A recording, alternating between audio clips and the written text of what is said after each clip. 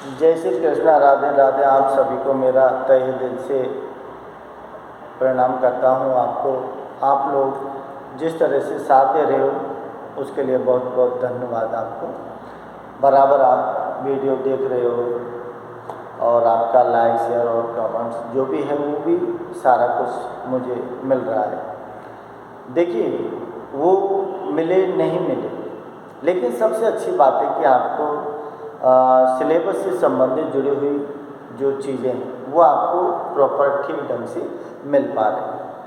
लेकिन उनका मिलना तभी सार्थक है जब आप लोग उनको अच्छी तरह से देखेंगे, पढ़ेंगे, समझेंगे, तभी जाके आपको वो सार्थकता हो पाएगी। देखिए, आपके और मेरे बीच में जो प्रकरण चल रहा था, आपको जो लास्ट कहानी है तिरिश, जो कि उदय प्रकाश जी द्वारा रचित है, तो उदय प्रकाश जी का जीवन परिचय और उनकी प्रमुख काव्य रचना वो मैंने आपको बता दी है। तो देखिए, जैसे तिरिश जो है, जैसे मैंने कहा था कि तिरिश क्या है, एक विषखापर का मतलब एक विषैला जीव है जो जहरीला होता है, जो लिजार्ड प्रजाति, जो छिपकली की एक प्रजाति जो होती है वो होती है, जिसको हमारे ग्रामीण परिवेश की भाषा में हम क्या बोलते हैं, घोर्या बोलते हैं। घोर्या से संबंधित ये कहानी है जिसको लेखक उदय प्रकाश ने अपने पिताजी को केंद्र में रखा है। इस कहानी के में पिता पुत्र दोनों को मिलाकर इस कहानी का जो ताना बाना है वो बुना गया है, क्योंकि तिरिश के काटने से ही लेखक के पिताजी की मृत्यु हुई। दूसरी चीज़ उन्होंने क्या किया है कि तिरिश कहानी के माध्यम से उन्होंने ग्रामीण परिवेश की जीवन शैली और शहरी वातावरण की जीवन शैली का एक तुलनात्मक अध्ययन किया है कि गांव के लोग कैसे होते हैं, शहर के लोग कैसे होते हैं। दूसरी, शहरी लोगों की कृत्रिमता, उनका बनावट, उनका आचरण जो है वो कैसा होता है, संवेदनहीन होता है और अमानवीय व्यवहार होता है। उनके अंदर हिंसात्मक और पाशविक वृत्ति पाई जाती है, जबकि ग्रामीण लोगों में ऐसा नहीं होता है। खुद लेखक ने ये चीज़ें स्पष्ट की है, क्योंकि जिन परिस्थितियों के कारण उनके पिताजी की मौत हुई है, उनका जिम्मेदार वो शहरी वातावरण को मानते हैं। क्योंकि शायद शहरी वातावरण के लोग जो हैं, अगर उनको ठीक प्रॉपर ढंग से समझते, सुनते, तो शायद मेरे पिताजी की मृत्यु नहीं। तो देखिए, इसमें जो दिया है कि तिरिश, जैसे लेखक कहता है, शॉर्ट में आपको मैं थोड़ा सा बता देता हूँ कि लेखक कहता है कि मेरे सपने जो है, क्योंकि इसका सपने से भी संबंधित है और सपने में ही ये सारी चीज़ें हुई हैं उसके, और सपने के माध्यम से ही उसने तिरिश का वर्णन किया है और सपने के माध्यम से ही अपने पिताजी की चारित्रिक विशेषताओं को भी उन्होंने बताया है कि मेरे पिताजी कौन थे। जैसे मैंने आपको बताया था कि राम स्वागत प्रसाद ग्राम पोस्ट बकेली के हेडमास्टर हैं, वहाँ के सरपंच भी हैं। इसका मतलब उम्र 55 साल दिखाई है, अच्छे आदमी हैं, संवेदनशील व्यक्तित्व है और ग्राम के मुखिया होने के नाते उनमें समझदारी भी है। सारे हम घर परिवार के नहीं, सारे लोग उनका मान सम्मान करते हैं। मितभाषी हैं, कम बोलते हैं, लेकिन चिंतन बहुत ज़्यादा करते हैं। तो हमें ऐसा लगता है कि पूरे संसार का ज्ञान जो है हमारे पिताजी के पास है।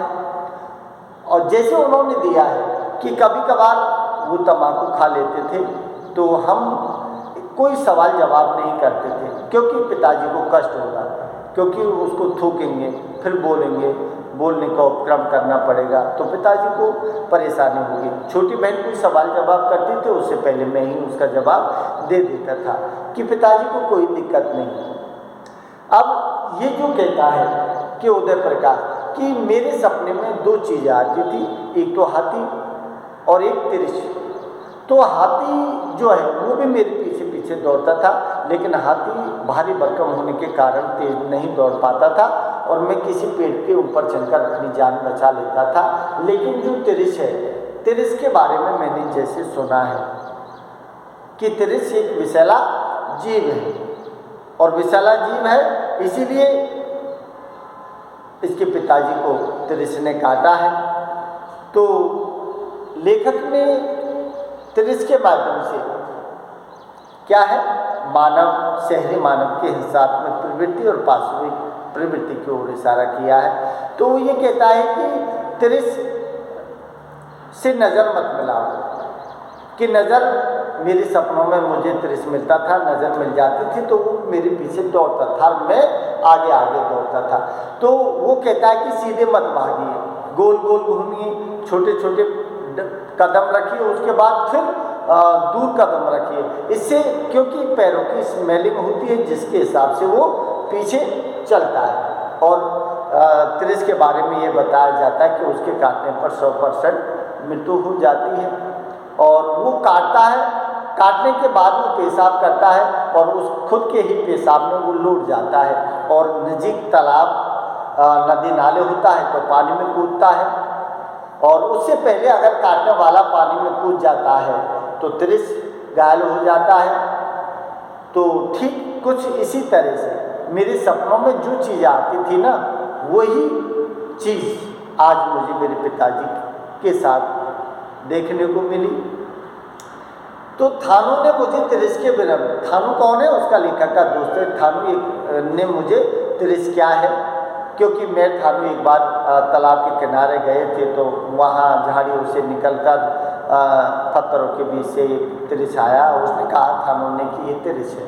तो मेरे सपनों में जो तालाब, नदी, नाले, पेड़, जो तिरिश वो दिखाई देते थे, तो वो तिरिश वही था जो मेरे पिताजी को काटा था। लेकिन पिताजी ने अच्छा ये किया कि पिताजी को जैसे ही काटा तो पिताजी ने उसको मार दिया, लेकिन बताया ये भी जाता है कि तिरिश को मारने के बाद उसको जला देना चाहिए, लेकिन जलाते नहीं है।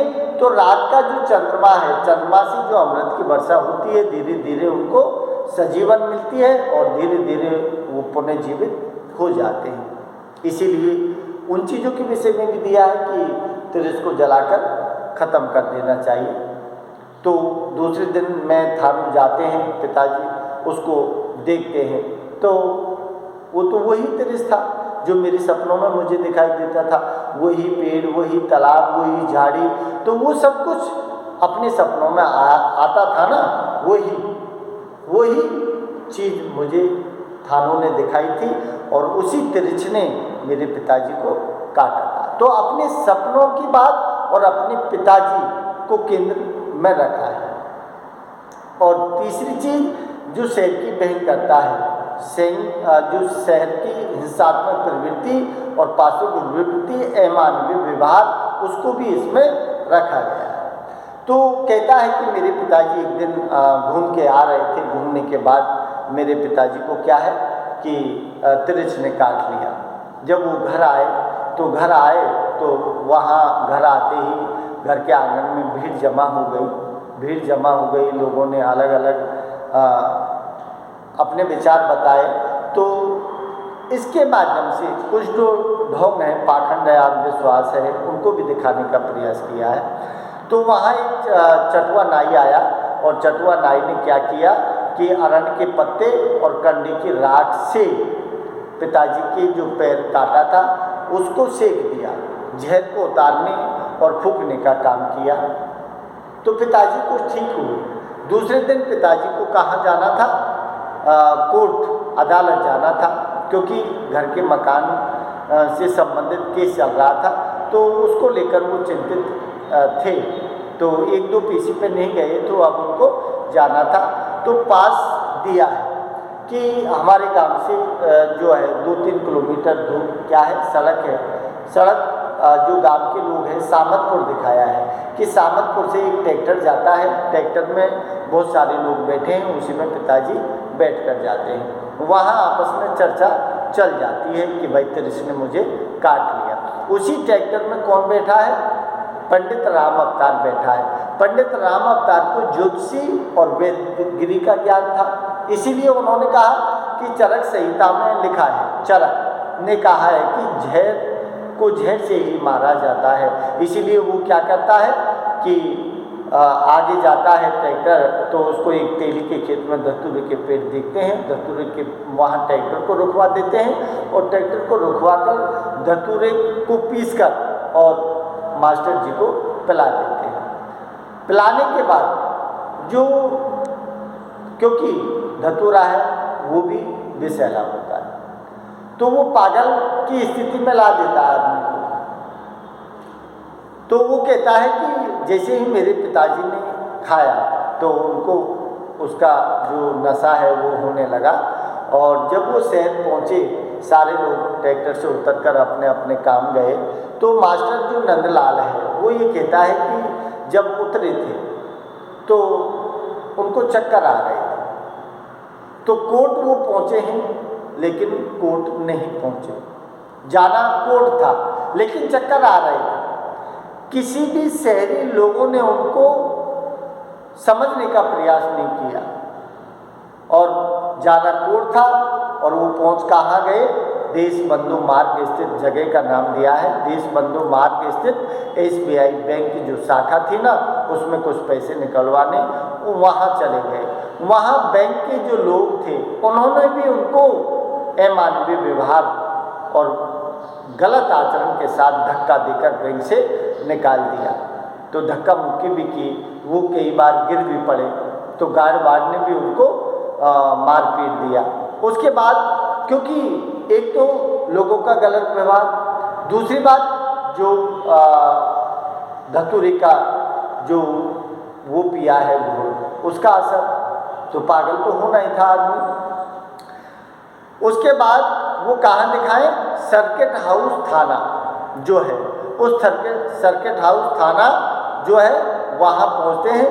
वहाँ पुलिस के जो लोग हैं, पुलिस के लोगों के द्वारा उसकी पिटाई कर दी जाती है और उसको धक्का देकर वहाँ से भी निकाल देते हैं। वहाँ के बाद फिर वो कहाँ पहुँचते हैं, इतवारी कॉलोनी दिखाई गई है, इतवारी कॉलोनी पहुँचते हैं और वहाँ के लोगों, कॉलोनी के लोगों के द्वारा एक पागल का करार दे दिया जाता है। यहाँ तक कि लोगों ने पाकिस्तान के कौन जासूस तक की उनको संज्ञा दे दी गई, उनको पागल तक का करार दे दिया गया, और इतवारी के जो बच्चे थे उन्होंने पत्थर मार मार के उनको लहू लुहार कर दिया। इसीलिए तो कहा है उन्होंने, लेखक ने, कि शहरी लोगों के अंदर पाशविक और हिंसात्मक वृत्ति पाई जाती है और मानवीय व्यवहार से वो वंचित होते हैं, संवेदनहीन होते हैं।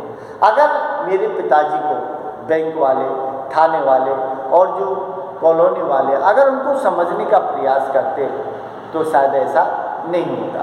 अब जिन लोगों ने उनके साथ मारपीट की है, उन लोगों के द्वारा, क्योंकि अब जो दिया है कि यहाँ तक उनके शरीर के जो कपड़े थे बच्चों ने खींच खींच के पागल समझकर उनको मारा, पत्थर मारे, उनके कपड़ों को फाड़ दिया, यहाँ तक कि उनके पास अंडर बंडल वियर ही रह गया, जिसमें चोटिल हो गई बुरी तरह से और उनकी दाईं आंख टूट गई, रीढ़ की हड्डी में फ्रैक्चर हो गया और लहू लुहार हो गए।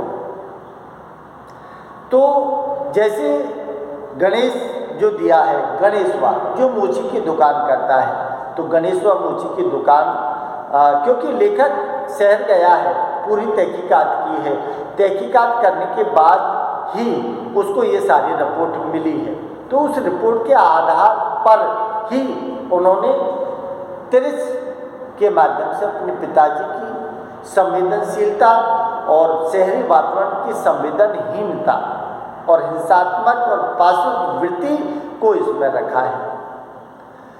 तो गणेशवा जो है मोची राम, वो पहचान जाते हैं उसको, गांव के पास के हैं, तो वो पहचान जाते हैं कि ये तो शिक्षक हैं, सरपंच भी हैं, इसीलिए वो उनको खबर करते हैं, वो उनको फिर लेकर वो जाते हैं।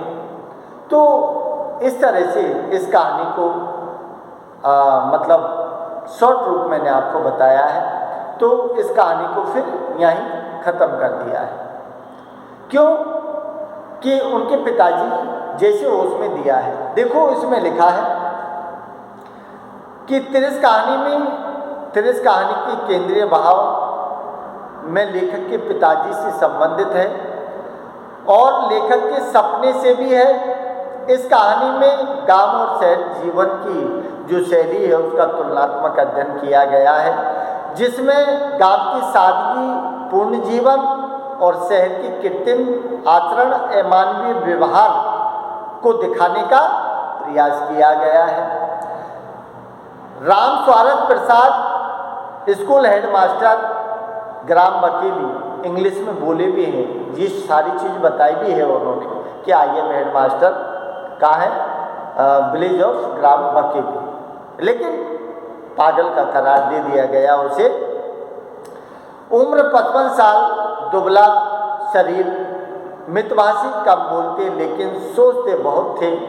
एक लेखक के पिता को तिरस ने काट लिया और काटने के बाद गांव के सभी लोग जो है आंगन में आते हैं और चटवा नाई के द्वारा जो अरण के पत्ते और कंडे के राख से उनका जहर उतारा जाता है। पिताजी दूसरे दिन कोर्ट जाने के लिए शहर जाते हैं। अचानक धतूरे के काढ़ा पीने के कारण उनकी तबीयत खराब हो जाती है और वो रास्ता भटक जाते हैं। बहुत सारी जगहों पर बहुत सारे लोगों के द्वारा उसको पागल, चोर, शराबी और जासूस तक कह देते हैं और लास्ट में उसको पत्थरों से भी मारा जाता है। बहुत यातना उन्हें सहनी पड़ी और अंत में उनकी मृत्यु हो जाती है। पोस्टमार्टम होता है। पोस्टमार्टम की रिपोर्ट के अनुसार उनकी मृत्यु तिरस के काटने से नहीं हुई। पोस्टमार्टम ने यह साबित कर दिया कि तिरस के काटने से लेखक के पिता की मौत नहीं हुई है। क्यों? रिपोर्ट के अनुसार उनके हड्डियों में कई जगह फ्रैक्चर आया। दाईं आंख उनकी फूट चुकी थी, रीढ़ की हड्डी उनकी टूट चुकी थी। लेखक कहता है कि उनकी मृत्यु मानसिक सदमा और अधिक रक्तस्राव के कारण हुआ है। मानसिक सदमा, अब मानसिक सदमा जैसे काढ़ा पिया है तो मानसिक सदमा जहर जो हुआ है उससे भी हुआ है और अधिक जो खून निकला है, तो दोनों स्थिति उसकी जिम्मेदार बताई है पोस्टमार्टम में कि मानसिक सदमा और अधिक रक्तस्राव के कारण हुई थी, किसी जहर के कारण नहीं। ये कहानी को खत्म कर दिया गया है। इसीलिए तिरस एक विषैला जीव प्राणी है जिसके काटने से मनुष्य की क्या हो जाती है? मृत्यु हो जाती है। लेखक ने तिरस के माध्यम से मानव की हिंसात्मक और पाशविक वृत्ति की ओर संकेत किया है। मनुष्य की संवेदनहीनता और शहर के आतंक के साथ कुछ मिथकीय धारणाएं, अंधविश्वास, ढोंग, पाखंड उनको भी इसमें व्यक्त किया गया है। तो थोड़ा सा ये सारांश आपको ध्यान रखना, बस इतना आप समझ जाओगे तो क्वेश्चन को करने में कहीं कोई दिक्कत नहीं रहेगी। तो थोड़ा सा सारांश को आप देखोगे, समझोगे, तभी काम चलेगा। ठीक है। बाकी आपके पास मोबाइल रहते हैं, मोबाइल में आप किसी भी कहानी को आराम से पूरी भी पढ़ सकते हो। अरे पूरी नहीं, क्योंकि लंबी हैं कहानियाँ, पूरी नहीं तो थोड़ा सा सुन लो, सुनने से भी आपका उद्धार हो जाएगा। अगर आपको ठीक लगे तो लाइक शेयर और सब्सक्राइब जरूर कर देना। नमस्कार।